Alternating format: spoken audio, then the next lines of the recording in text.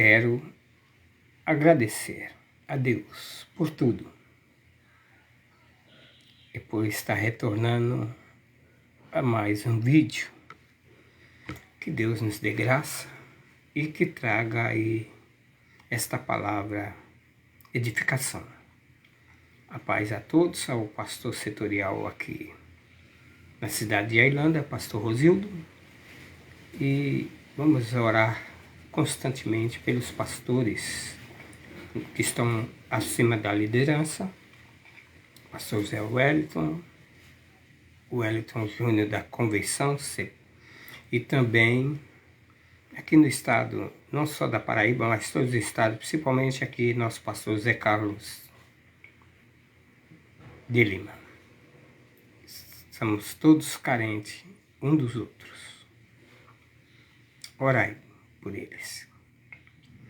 Quero aqui deixar um título para esboçar aqui esta palavra. A retribuição, ela vem do nosso Criador, vem de Deus, a retribuição. Pode ter certeza disso, que a Bíblia, ela vai estar sempre falando e mostrando. Quero pegar aqui o livro do Apocalipse, capítulo 22, que diz o texto, verso 12: Eis que cedo venho, a minha recompensa está comigo, para dar a cada um segundo a sua obra, porque eu sou o Alfa e o Ômega,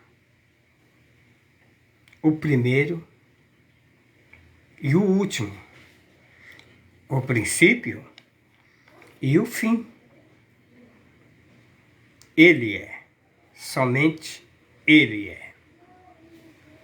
E Isaías 40, ele fala também assim, para nós iniciarmos aí, falar desta palavra.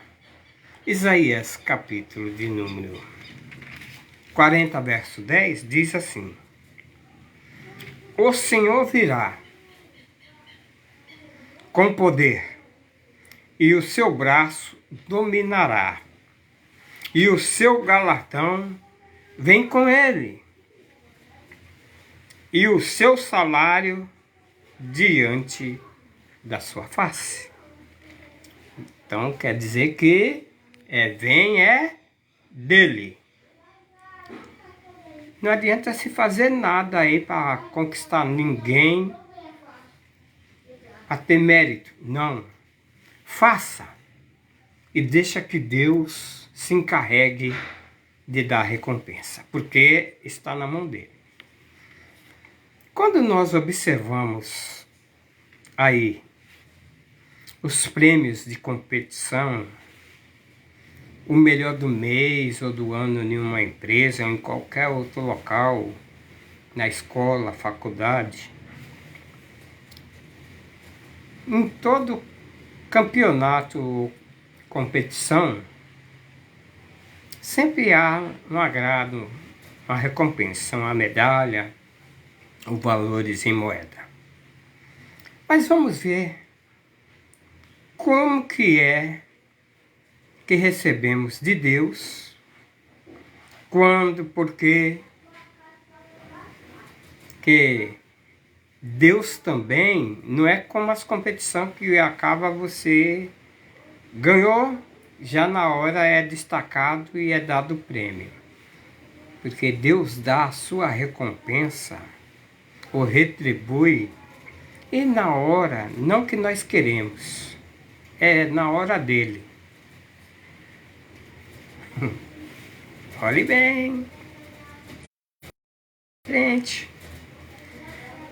A Bíblia mostra que lá no livro do Êxodo, que na época ainda que a escravidão prevalecia, e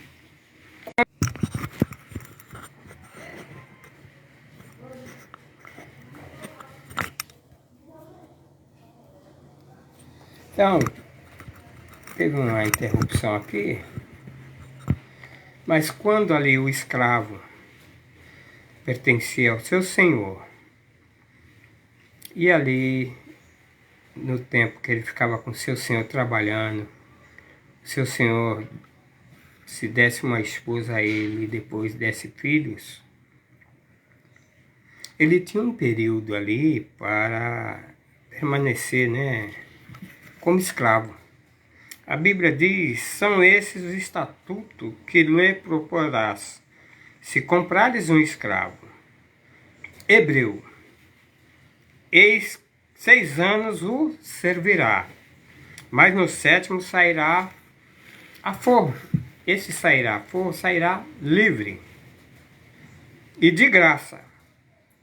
E se entrou sozinho, sozinho sairá.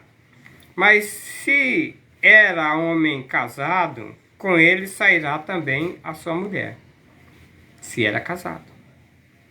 Mas se era um homem casado, esse sairá com sua mulher. E se o seu senhor lhe houver dado uma mulher e ela tivesse filho e tudo, ele saía, mas os filhos e a esposa ficavam. Agora pensa bem, para quem ama sua mulher, seus filhos, imagine bem. Aí, o que acontecia? Para ele não deixar a mulher e os filhos, ele se propunha a ficar com o seu senhor. Estava livre, mas se propõe a ficar com o seu senhor. É como nós aceitamos a Cristo, somos de Cristo, somos seus servos, somos livres. A escravidão já foi tirada. De estar escravo no pecado, no erro, na desobediência. Ainda que as pessoas queiram ficar assim, mas não estão com o seu senhor. E o escravo aqui era levado ao juiz, aí o juiz dava ali a posse, e aí esse escravo, o seu senhor pegava ele, furava a orelha dele e ele ficava preso com o prego em uma porta 7 dias. Ali, logicamente era alimentado, mas ele estava ali preso. Depois desses 7 dias, pensa bem, ficar em uma posição doía, inflamava às vezes, né? Após os 7 dias era tirado o escravo, ficava a cicatriz na orelha, e todos que observavam sabiam que ele era um escravo livre. Disse Paulo: porque eu carrego no meu corpo as marcas de Jesus Cristo. Você que está servindo a Deus, você já tem marca de Cristo na tua vida? De mudança de vida, de transformação, já tem? Pode saber, se você ainda está com o prego preso na porta, aguardando um momento, é um processo de libertação daquilo que não agrada o Senhor. Então, veja bem, aquela cicatriz ficava pro resto da vida. A Bíblia diz que quem roubava, não rouba mais. Quem mentia, luta para não estar mentindo mais. Luta para não estar mentindo mais. Quem falava a palavra torpe também vai lutar para pôr uma trave na sua boca e não falar mais aquilo que não deve. Quem era perverso, ruim, maldoso, vai tirar a maldade de lado. Quem tinha vontade de retribuir com o seu próximo aquilo que esse seu próximo fazia, não vai mais retribuir. Jesus disse, se bater na tua face, dê a outra face. Se tomar a tua túnica, dê também a capa. Tudo isso é comportamento para estar no reino de Deus, o reino dos céus. E tendo a certeza que é Deus que peleja por nós. Então entenda bem. Prosseguindo, Davi, após matar Golias,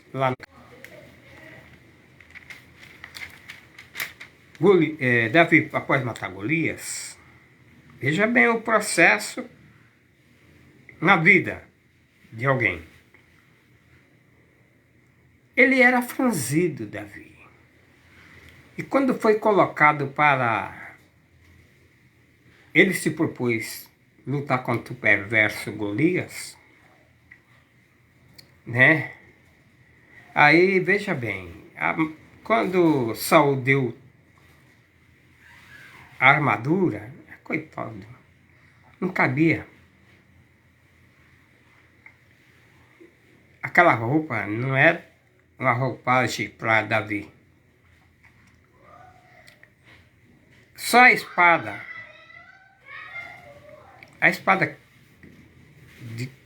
tanto ele teve 3 espadas. Quando observamos aqui o verso de número 50, assim Davi prevaleceu contra Filisteu, e com uma funda, e com uma pedra, sem uma espada na mão, feriu e matou. Correu Davi, pondo-se de pé sobre o Filisteu, e tomou a sua espada. Veja bem, mas antes disso, as outras armaduras que ele deram para ele lutar, não servia. É igual as armaduras que muitos tentam usar aí, porque Paulo disse que a nossa luta não é contra a carne e nem contra o sangue, mas é contra as potestades, contra os príncipes das trevas, contra as hostes do mal. Mas nós vemos que o ser humano não é de hoje. Ele luta para destruir o seu próximo, o ser humano, um ao outro, tentando de todas as formas destruir. E para quem quer estar no reino, não tem que usar essa armadura. A armadura é outra agora. Então veja bem, uma das espadas pesava 49 quilos. Como que ele ia poder?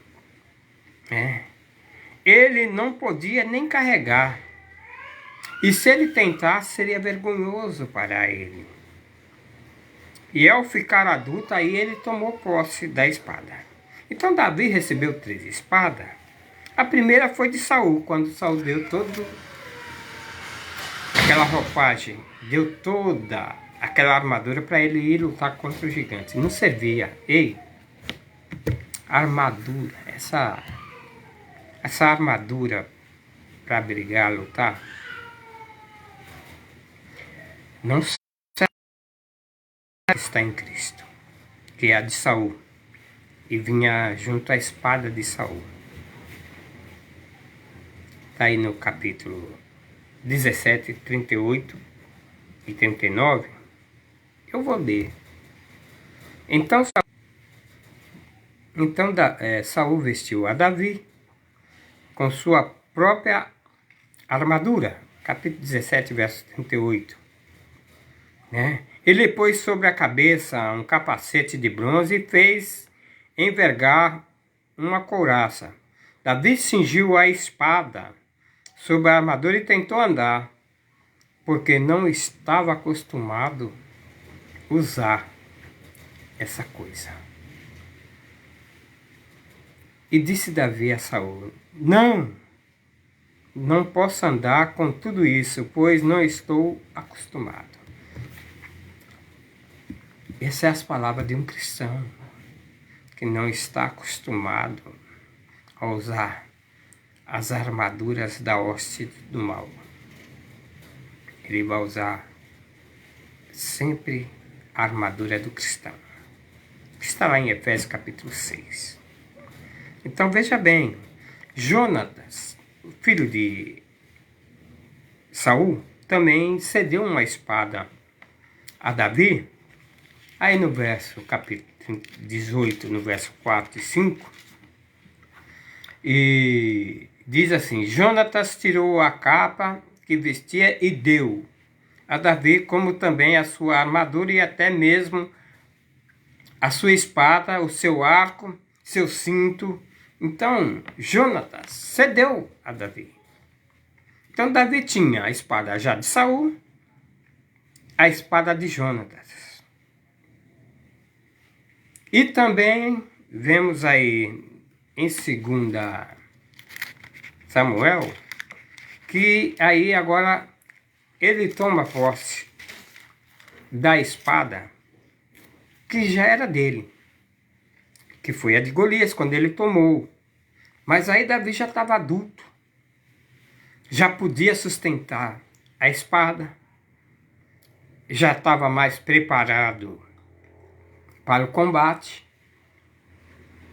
E nós vemos no capítulo 5, 8 e 9, diz assim: Porém Davi tomou a fortaleza de Sião, a cidade de Davi, e disse Davi naquele dia: Aquele que quiser ferir os jebuseus, esses coxos e cegos a quem a alma de Deus aborrece, terá que subir pelo canal. Por isso, o diz, nem cego nem coxo entrará no palácio. Ele falou isso, Davi. E assim habitou Davi na fortaleza, ali chamou a cidade de Davi, foi edificando ao redor o terraço e tal. Então nós vemos que no capítulo de número aí, que depois que Davi começa a ir para as batalhas, guerrilhar contra os opositores de Deus, aí ele pega a espada. E saiba que a igreja do Salvador Jesus Cristo, o teu prêmio está guardado com éfode. Veja aí que... Então, Davi, ele pegou sempre um instrumento que ele usava sempre para tocar, até mesmo para expulsar os demônios que estavam na vida de Saul. Ele pegou o éfode, que logo assim que Davi dominou as pelejas, trouxeram a ele ele continuar tocando, né? E nós temos um prêmio já garantido, aguardado pelo Senhor. O Senhor vai dar a cada um. Então, o prêmio da soberania,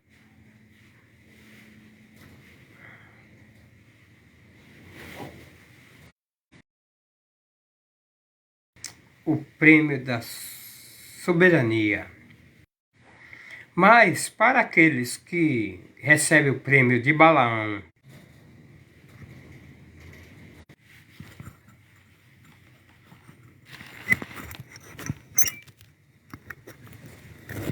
para aqueles que recebem o prêmio de Balaão, que é o prêmio do engano e da injustiça, Judas diz que ai deles que entraram pelo caminho de Caim, movidos pela ganância, olhe bem, foram levados pelo erro de Balaão e pereceram na revolta de Coré.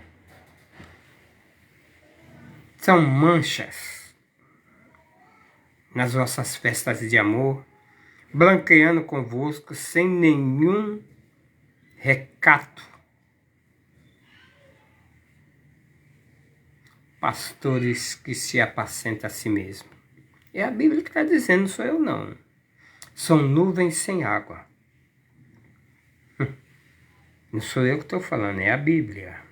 Judas, capítulo de número O capítulo aqui é só um, mas é o versículo 11, o 12 e o 13. Já Pedro registrou o seguinte. Olha o que é que Pedro registra. Pedro registrou na segunda carta 2,15. Veja bem como Pedro também menciona. Eles, deixando o caminho direito, desviaram. Olha, verso de número 2,15. Veja bem. Eles, deixando o caminho direito, desviaram-se, tendo seguido o caminho de Balaão, filho de Beor, que amou o prêmio da injustiça. Cuidado, viu? Para não receber esse prêmio. O prêmio da coroa incorruptível está nos aguardando. Esse prêmio, sim. Esse prêmio que Paulo menciona no capítulo 9 do verso 22, diz assim: fiz-me fraco para ganhar os fracos. Fiz-me de tudo para com todos, para que por todos os meios chegar a salvar algum. E faço isso por causa do Evangelho, para que também participante dele. Não sabeis que vós, os que correm nos estádios, todos na verdade correm, mas um só leva o prêmio. Quem corre, quem faz competição aí, só um recebe o prêmio. Mas todo aquele que luta em tudo se domina. Eles para alcançar uma coroa corruptível. Todos nós estamos lutando. E se autodominando nosso eu, nosso ego, nossas vontades. Aí, portanto, corro não como indeciso. Combato não como batendo no ar. Antes subjugo o meu corpo e o reduzo à servidão. Quer dizer, aquilo que eu queria fazer, eu não vou fazer. Vai contrariar as escrituras. Vai contrariar os ensinos de Cristo. E hoje sou nova criatura, não posso fazer. É o que Paulo estava querendo dizer. Para quê? Para ganhar a coroa incorruptível. Davi precisou ter experiências com Deus. Foi ungido rei, mas só pôde tomar posse depois. É o que vemos lá, que nós lemos. E só depois que ele pôde tomar posse. Quando olhamos aí o capítulo 5, olha, veja bem, vemos que da idade de 30 anos era Davi quando começou a reinar. Ele reinou 40 anos. E em Hebrom reinou sobre Judá 7 anos e 6 meses. E em Jerusalém reinou 33 anos sobre todo Israel. Então se vê aí que a partir do momento que Davi começou a ter vitória da parte de Deus e passou a reinar em todas essas circunstâncias, cidade, né? Ele entrava e saía e estava sempre, e Deus com ele. Todos os anciãos vieram ter com ele em Hebrom, né? E perante o Senhor ungiram a rei. Agora ele estava como rei de Judá. Agora ele estava agora como rei de todo o Israel. Então, olhe bem. Nós temos uma espada na mão que é a espada do Espírito, que é a palavra de Deus. É com ela que nós combatemos. E o desembaiar, uma espada desembaiada, era sinal de guerra. A Bíblia mostra que quando tirava a espada, desembaiava ela, era sinal de guerra. O profeta Isaías aí no capítulo 21, ele fala assim, ele mostra que ao desembaiar a espada era para se preparar para a guerra. E o cristão que não desembaia a espada, que é a palavra de Deus, na direção do Espírito Santo, não está preparado para a guerra. E vai perder a guerra. Veja bem, 21 de Isaías, verso 15, diz assim: fogem diante das espadas, diante da espada nua, e diante do arco armado, e diante da pressão de guerra. Os inimigos fogem.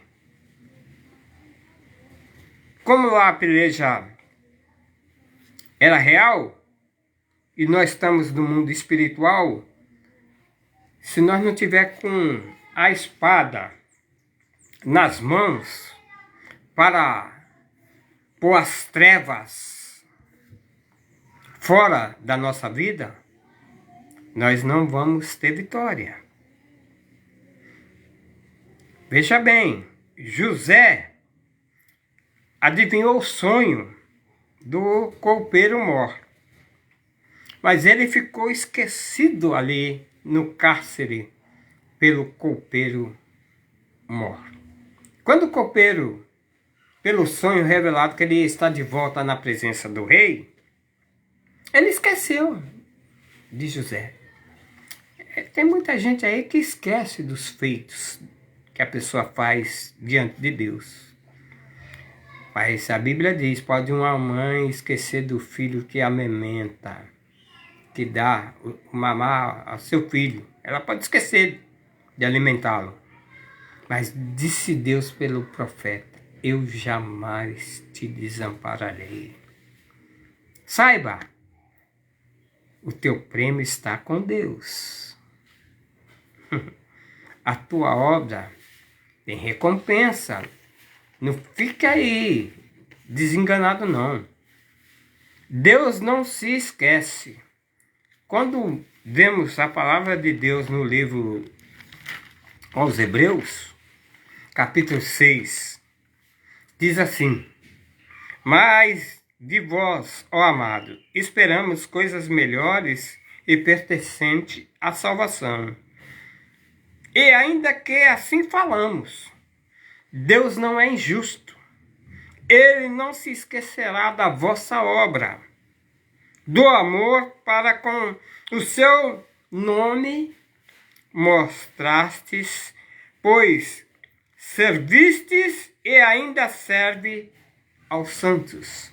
Quer dizer, o que nós fazemos hoje, diante de tudo que é a obra de Deus pertencente à igreja, à comunidade, à irmandade, à assembleia, Deus está ali e vendo tudo.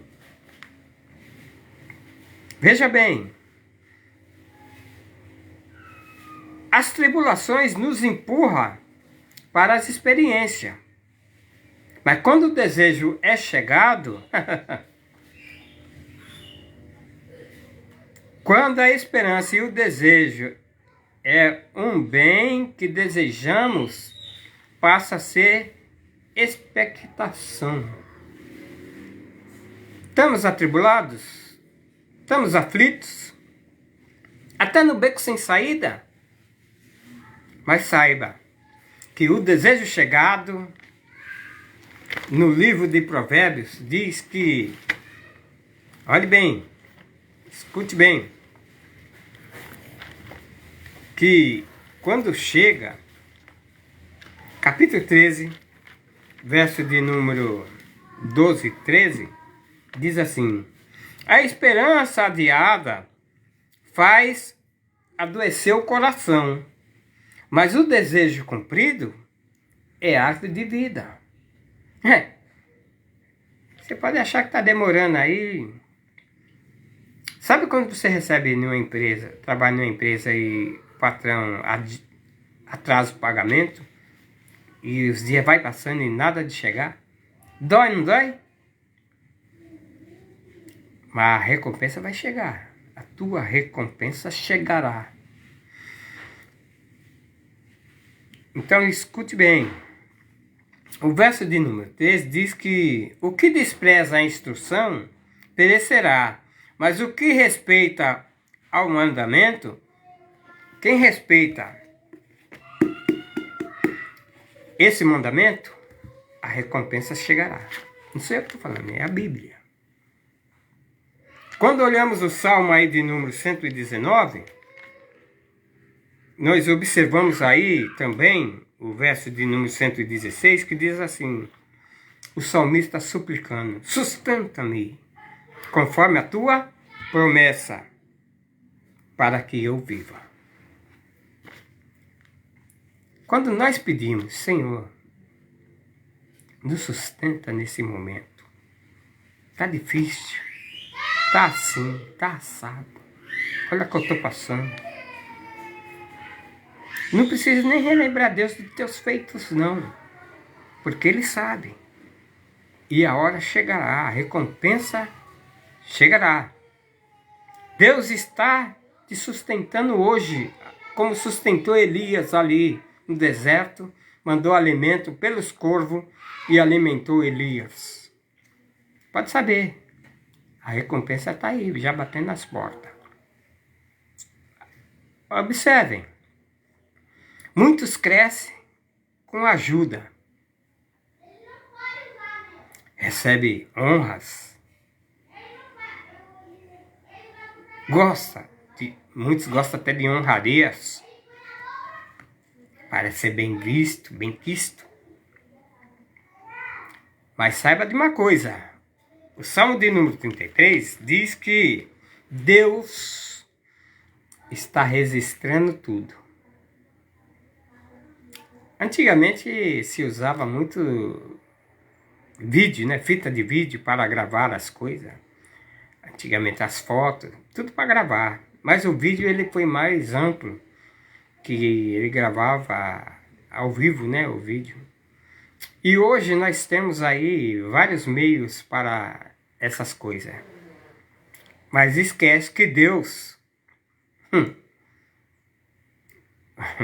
dos olhos de Deus, o vídeo de Deus, ninguém escapa. Olha bem, escute. Salmo 33, verso de 17 e 18, diz assim: o cavalo é vão para a segurança, não livra a ninguém com a sua grande força. O cavalo, ele não livra ninguém com a sua grande força. Mas os olhos do Senhor estão sobre os que o temem e sobre os que esperam no seu constante amor, para livrar as almas da morte e para os conservar vivos na fome. A nossa alma espera no Senhor. As expressões de Davi, escritas há mais de 2000 anos, elas ainda refletem para aquele que crê. Olhe bem, quero contar aqui uma historinha e resumir que a recompensa vem de Deus. Mas observe essa cena. Quero falar aqui no livro de Esther de um homem chamado Amã. Ele tinha inveja de Mardoqueu, o judeu. Ele tinha muita inveja. E isso não é bom para quem está em Cristo. Gostava de honrarias, diz aí o verso de número 5:11, que gabava-se Amã da glória das suas riquezas, da multidão dos seus filhos e de tudo que o rei tinha engrandecido e de como o tinha exaltado sobre os príncipes dos servos do rei. Ele se gabava. Tem muita gente assim ainda, assim, né? Ele era insensível no poder. Diz o verso de número 13, porém tudo isso não me satisfaz. Por que nos satisfaz a ele?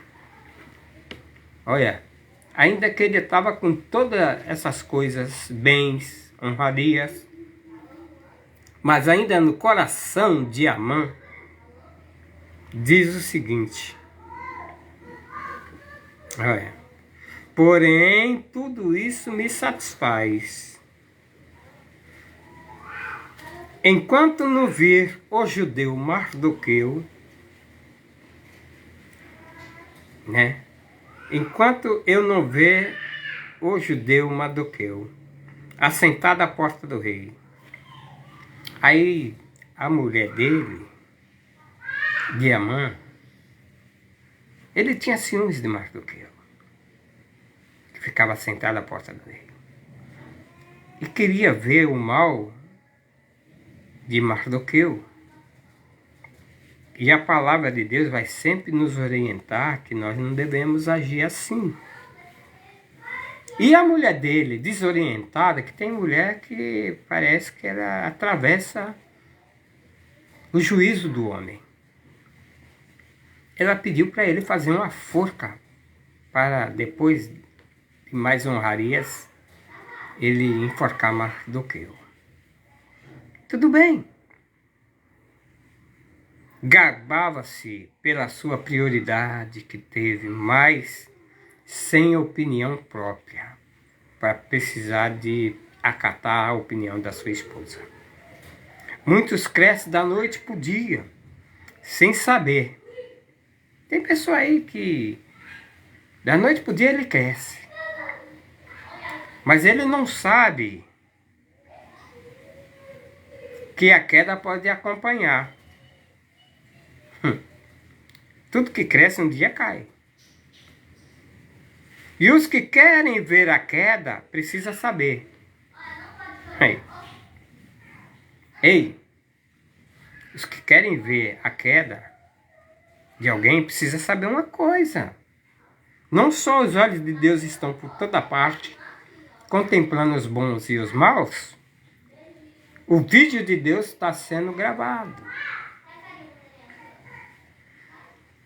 E diz o texto, no capítulo 6, que naquela noite, o rei não conseguiu dormir. Tirou o sono do rei. Aí ele, para assim, ficar mais tranquilo, o rei falou, pega lá, pega o livro das crônicas e lê para mim. Aí o servo foi lá e pegou e começou a ler. Aí diz aqui, depois mandou trazer o livro das crônicas, naquela época chamava-se Crônicas, o livro. Aí achou escrito que Mardoqueu tinha denunciado a Bigtã e a Teres, e os 2 oficiais do rei, guarda da porta, que tinham conspirado para assassinar o rei Assuero. Ele ali na porta, Mardoqueu na porta, ele ouvia tudo, via tudo. E quando soube das tramas contra o rei, aí ele avisou. E o rei tinha perdido o sono, e agora? Puxa vida. Mas antes, a sua mulher Esther soube que estava preparada uma forca para o seu tio e também todos os judeus iam morrer nas mãos de Amã. A palavra de Deus diz que aquele que cava uma cova, nela cairá. A retribuição ela vem. Toda ação tem uma reação. Amã estava preparou a cova para Mardoqueu e para os judeus, para o povo da rainha Esther. Aí a rainha Esther sábia chegou à presença do rei. O rei levantou o bastão. O que tu queres? Eu queria um jantar. Então será concedido. Eu queria também a presença de Amã nesse jantar. Tudo bem, seja segundo a sua vontade. Aí quando chega na hora do jantar, o rei faz a pergunta para Amã. Amã já tinha se levantado cedo para falar com o rei. Versos 6 e 4. Disse o rei: quem é que está no pátio? Ora, Amã tinha acabado de entrar no pátio exterior do rei para dizer ao rei o que se enforcasse a Mardoqueu na forca que tinha preparado. Olha a ideia do homem. Mas na hora do jantar, o rei começou a questionar. E os servos do rei lhe responderam: Amã está no pátio. O rei ordenou que entrasse. Quando Amã entrou, perguntou ao rei: o que falar? Ele vinha com a intenção. E o rei agora propõe Amã e ele achou que era ele. Essas pessoas exaltadas são assim. É ele que... Ei! Vamos consagrar um homem aqui agora. Tem muitos que já se atiram na frente. Sou eu. E quando não é uma decepção, né? Ei, vamos consagrar, vamos dar um cargo aqui para alguém aqui na empresa. Esses Amãs logo se apresentam. Os que puxam o tapete dos outros. Aí veja bem, o ambicioso Amã, no capítulo 6, versos 7 e 8, diz assim: pelo que respondeu Amã ao rei, ao homem que agrada a honra, sejam trazidos trajes reais para esse homem, a qual o rei se agrada. Ele falando dele já. Ei, vou falar essa coisa boa para o rei fazer comigo. Um anel, roupagem, andar de cavalo branco, alguém puxando e dizendo: esse é o homem a qual o rei se agrada. Tem muita gente se enganando aí, viu? Achando que é do Senhor e cheio de maldade no coração. Mas olhe bem. Aí o rei, depois de fazer essas perguntas, Amã volta para casa enojado. Diz o verso 12. Depois disso, Mardoqueu voltou à porta do rei, mas Amã se retirou correndo para casa, com a cabeça coberta de pesar. Se cobriu, se escondeu, e contou às eras a sua mulher e os seus amigos tudo o que lhe tinha acontecido, e os seus sábios, e a Zeres, sua mulher. Mardoqueu, diante de quem já começaste a cair, é da semente dos judeus, não prevalecerás contra ele, antes certamente cairás perante ele. Estando eles ainda falando, chegaram os eunucos do rei e apressaram em levar Amã ao banquete que Esther tinha preparado. Aí que está a questão. Disse o salmista Davi: prepara-me, Senhor, uma mesa perante mim, na presença de todos os meus inimigos. É assim. Os inimigos, você prepara uma mesa para ele. E quando agora Naamã chega diante do rei, diante da rainha Esther, e o rei pergunta: quem é que está fazendo esse mal contra ti e teu tio? Aí o rei fala: olha quem é, tá aí do lado.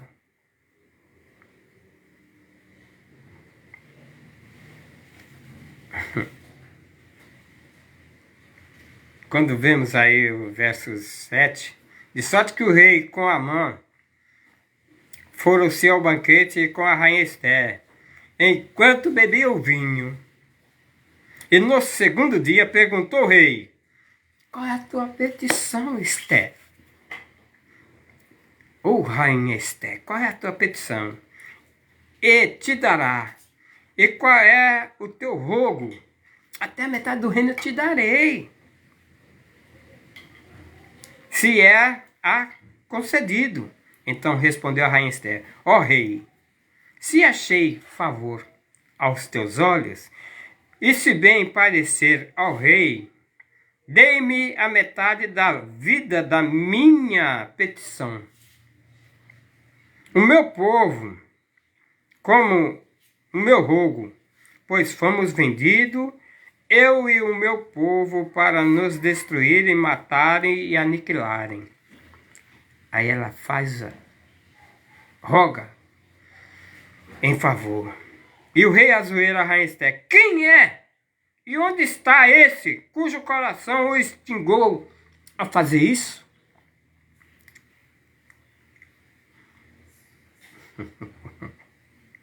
A casa caiu.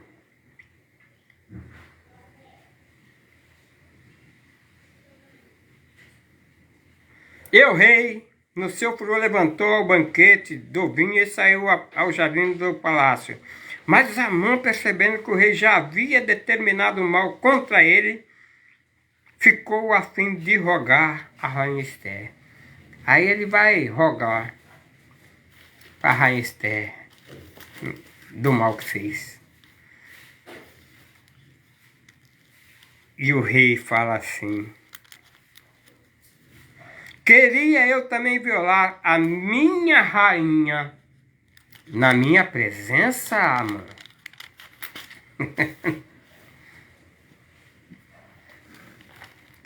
Provérbios 28, para finalizar.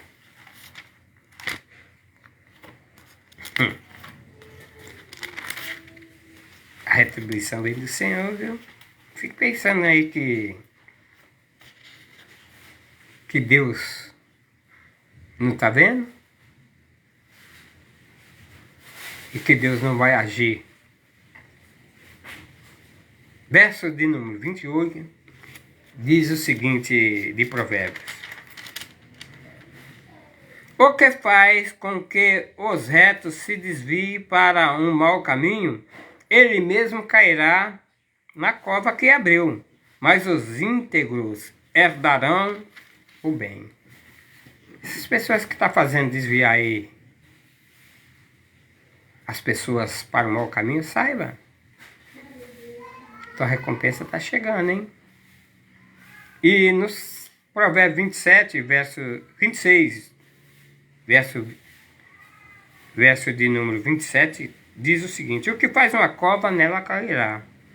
E o que remove a pedra, esta rolará sobre ele. Eu deixo um aviso. O que você fez de bom diante de Deus, a recompensa está aí. Mas se você fez mal, a pedra vai rolar. Mas ainda há tempo de se arrepender. Mesmo se arrependendo, Deus usa de bondade e misericórdia. Você vai colher, mas vai colher com bondade e misericórdia de Deus. Se arrepender. Então se arrependa de seus maus caminhos. E Deus lhe dará a bênção. Amém? Deus os abençoe.